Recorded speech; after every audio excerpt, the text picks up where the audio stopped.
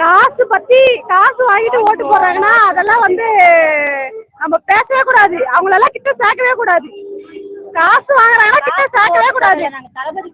நாங்க தளபதிக்காக மட்டும் தான் வரோம். இன்னைக்கு நாங்க சொந்த காசு செலவு பண்ணிட்டு நிக்கிறோம். 200 ரூபாய் குடுக்குறாங்க, பிரியாணி தராங்கனால நிக்கல. நேத்துல இருந்து நாங்க 2-3 நாளா இங்க வேலை பாக்குறோம் வாலண்டியர்ஸா. நாங்க இப்போ விஜய் தளபதியை பார்க்க வந்திருக்கோம்.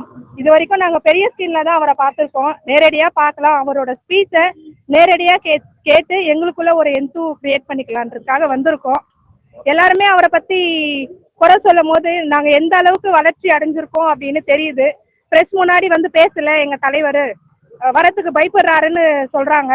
ஆனா சைலண்ட் இஸ் தி டேஞ்சரஸ் ஆன்சர்னு அவங்களுக்கு தெரியல.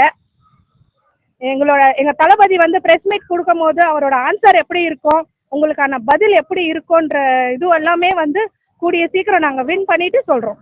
அது எங்களுக்கு அப்படியே ஒரு மாதிரி பூரிப்பா இருக்கு. தலைவர் வந்த உடனே அவர் முகத்தை பார்த்த உடனே அப்படியே எங்களுக்கு அப்படியே பரவசமா இருக்குங்க. தளபதி வராரு, அவரோட வரோம். நாங்க கனவோட இருக்கோம். அவர் ஃபர்ஸ்ட் டைம் பார்க்க போறோம். எங்களுக்கு நைட் எல்லாம் சைக்கிள்ல அவ்வளவு தலைவரை பார்த்த உடனே தான் சாப்பாடு வராருன்னு அவ்வளவு. எங்க தலைவர் தான் மாற்றமே. என்னோட பேர் கிரண், சித்தூர் மாவட்டத்துல இருந்து வந்துட்டு இருக்கேன். ஆந்திரால இருந்து எல்லாருமே நாங்க பேட்சா தான் வந்திருக்கோம். தளபதிக்கு எங்க இருந்தாலும் நாங்க சப்போர்ட் பண்ணுவோம், எங்க இருந்தாலும் வருவோம் நாங்க. சரிங்களா? இந்த சோசியல் மீடியால ட்ரோல்ஸ் எல்லாம் பண்ணிட்டு இருக்காங்க தளபதி பத்தி. அது சொன்ன ஒரு காரணத்துக்காக தான் எல்லாம் சைலண்ட் ஆக்கிறாங்க. நான் தளபதி விஜய் அவர்கள் அரசியலுக்கு வரணும் நான் மட்டும் எதிர்பார்க்கல, ஒட்டுமொத்த தமிழகமும் எதிர்பார்த்து இருக்கு. ஏன் அப்படின்னா இப்ப நீங்க கேட்ட கேள்விதான் நான் திரும்ப கேட்கிறேன். இதற்கு முன்னாடி இருந்த ஆட்சியாளர்கள் இத்தனை வருஷமா ஆட்சி செஞ்சவங்க மக்களுக்கு எதுவுமே பண்ணல அப்படின்ற ஒரே ஒரு நோக்கத்துக்காக தான் இன்னைக்கு புதுசா வந்திருக்க தமிழக வெற்றி கழகத்தை ஒட்டுமொத்த தமிழக மக்கள் எதிர்பார்க்கறாங்க. அப்ப என்ன பண்ணாங்க பண்ணல அப்படின்றத நம்ம பிரிச்சு பார்க்கும்போது எதுவுமே பண்ணலன்ற ஒரு கொஸ்டின் தான் மிகப்பெரிய இடத்துல இருக்கு.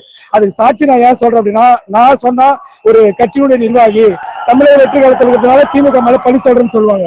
இன்னைக்கு சென்னை மாநகரத்துல இன்னைக்கு சென்னை தலைநகர்ல ஒரு பக்கம் செவிலியர்களுடைய போராட்டம், ஒரு பக்கம் தூய்மை பணியாளர் போராட்டம், ஒரு பக்கம் ஆசிரியருடைய போராட்டம், ஒரு பக்கம் மருத்துவருடைய போராட்டம், இன்னொரு பக்கம் ஆரம்ப சுகாதார நிலையத்தை பணிபுரிவு போராட்டம், இன்னொரு பக்கம் எல்லா தரப்புல எல்லா பக்கமும் நீங்க எங்க பார்த்தாலும் போராட்டம் போராட்டம் போராட்டம் மட்டும்தான். தமிழ்நாடு இன்னைக்கு போராட்ட களமா மாறி இருக்கு. பெண்களுக்கான பாதுகாப்பு இருக்கானா இல்ல. எந்த இடத்த பார்த்தாலும் தன்னுடைய அம்மாவோட நடந்து போன ஒரு பொண்ணுக்கு பாலியல் துன்புறுத்தல் ஏற்பட்டிருக்கு. அப்ப சட்ட ஒழுங்கு எந்த இடத்துல இருக்கு? அப்ப சட்ட ஒழுங்கு யார் பாதுகாக்கிறாங்க? காவல்துறை யாருடைய கட்டுரையில் இருக்கு? இதெல்லாம் பாதுகாக்க வேண்டிய முதலமைச்சர் என்ன பண்றாரு? இத்தனை கேள்விகள் இருக்கு, இத்தனை குறைபாடுகள் இருக்கு. எங்க பார்த்தாலும் ஊழல், லஞ்சம், எங்க பார்த்தாலும் இன்னைக்கு போதைப் பொருள் தலைவிரிச்சு ஆடின்னு இருக்கு.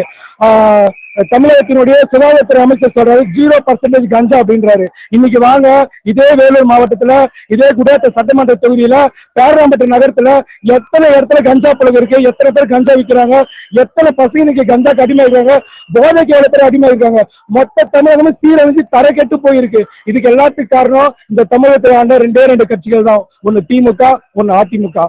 75 வருஷமா ஆட்சி நடத்துறேன்னு சொல்ற இந்த 2 பாரம்பரிய கட்சியும் பண்ணாதது கண்டிப்பா தமிழக வெற்றி கழகமும் தமிழக வெற்றி கழகத்துடைய வெற்றி தலைவர் தளபதி அவர்கள் 2020 ஆட்சி அமைப்பாரு.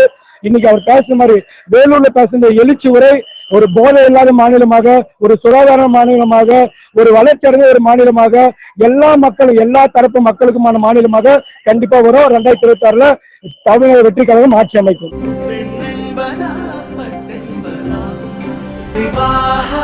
மணப்பெண்ணின் பிரத்யேகமான திருமணம் விவாஹா தி சென்னை